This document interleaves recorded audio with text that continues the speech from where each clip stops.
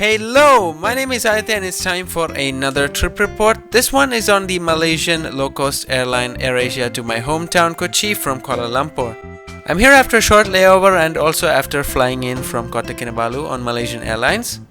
I'm gonna do this trip report a bit different from the usual ones by narrating over the whole video. Do let me know how it went. Okay, so I arrived at Kuala Lumpur International Airport's low-cost carrier terminal or LCCT by bus from KL Central at exactly 6 p.m.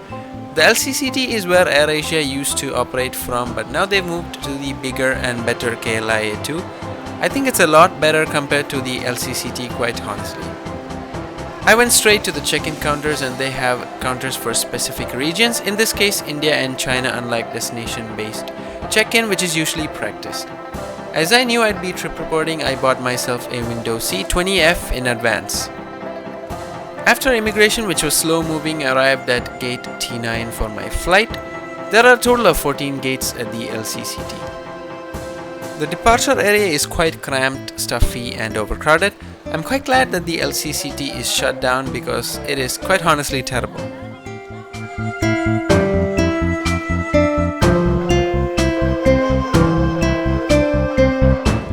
Boarding commenced a bit earlier than usual and I usually board towards the end so that I don't have to queue up. The only downside to this is if you have carry-on baggage, you might find it hard to get a place to put it.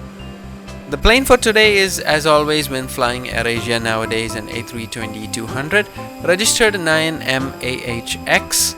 If you're flying to India or out of India on AirAsia, you'll find yourself usually on an AH registration series plane because most of them are ETOP certified for the long flight to India. I think I've already mentioned that my favorite seats on the A320 are just behind the wing, usually rows 18 to 21. This time I've picked seat 20F for this reason. I think the view out of these rows are the best, but that's probably just me. AirAsia still have the Christmas menus going on. This flight was flown in December, just a few days after Christmas after all. Although I don't think they really have any Christmas themed items on board. For some reason we stayed on the ground for 15 minutes after boarding. It might have been someone boarding late or a technical fault, but I'm afraid I don't really remember and I hadn't written it down either.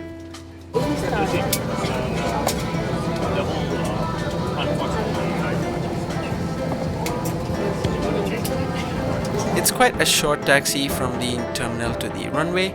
I believe we took off from runway 14 right, and since this is a relatively long flight, just over 4 hours actually, for an A320 the takeoff roll is quite a bit long, and after we took off we turned right towards India.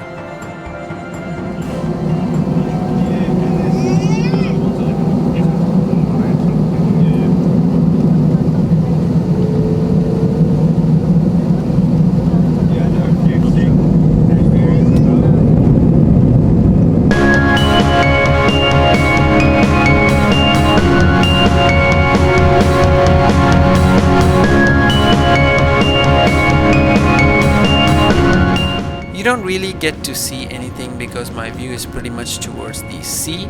I guess if we were taking off in the other direction I might have been able to see a bit of KL, but oh well.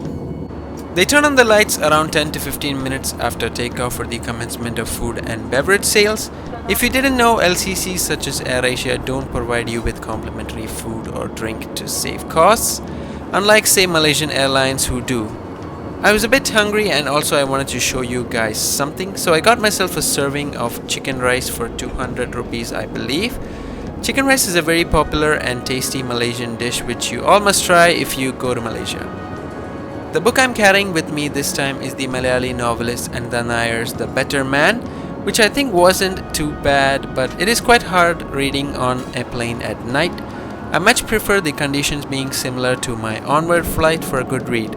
Sunny afternoon and mostly everybody on board sleeping for some nice quiet. After a good 2 hours we're nearly at Kochi and I spent most of the time fighting the urge to sleep because if I sleep I probably won't wake up until the plane is at the gate. The seatbelt sign was switched on, lights dimmed and approach in no time. At night, my usual landmark I look out for to know that we're nearly touching down is the brightly illuminated Kaladi Bridge over the river Periyar. It's not very bright on camera, but hopefully you can make it out.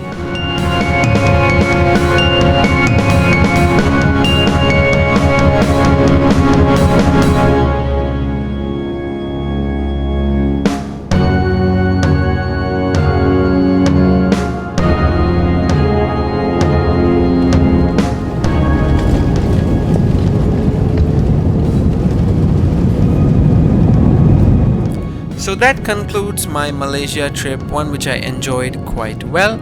Let's have a verdict on this flight. The seat is the standard AirAsia seat, which I'm becoming quite used to now. If you're a bit tall like me, I'm 186 centimeter, you might find it a bit hard to sit in for 4 hours. But you do get what you're paying for, and for an LCC it is quite alright. 7 out of 10. The crew on this flight weren't as friendly as those on my onward daytime flight. They seemed tired and a bit worn out, which is usually noticeable on red-eye night flights like this one, but most of them did their jobs with a smile and were quite nice, so a 7 out of 10 as well. The value for money on this route was great. 11k INR for the return excluding baggage is quite a cheap deal, so a solid 9.5 out of 10. I like AirAsia. They're cheap and they get me places at a reasonable comfort level. I will fly, well, actually I have flown AirAsia in the future and will probably continue to do so. Here's the combined total of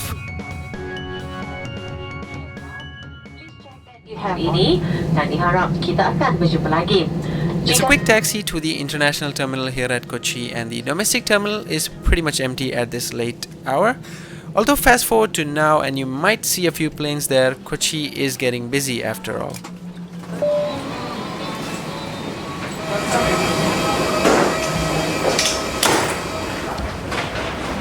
It's a walk all the way to the end of the terminal for immigration, with only Silkair Singapore bound MI468 occupying a gate at the international terminal. After immigration, I got my bags, which took a bit of time. You usually have to be really lucky to get your bags very early on. But anyway, it was time to head home and I have a car waiting for me and my family. Hopefully you like this video even though it is a bit different from the usual style.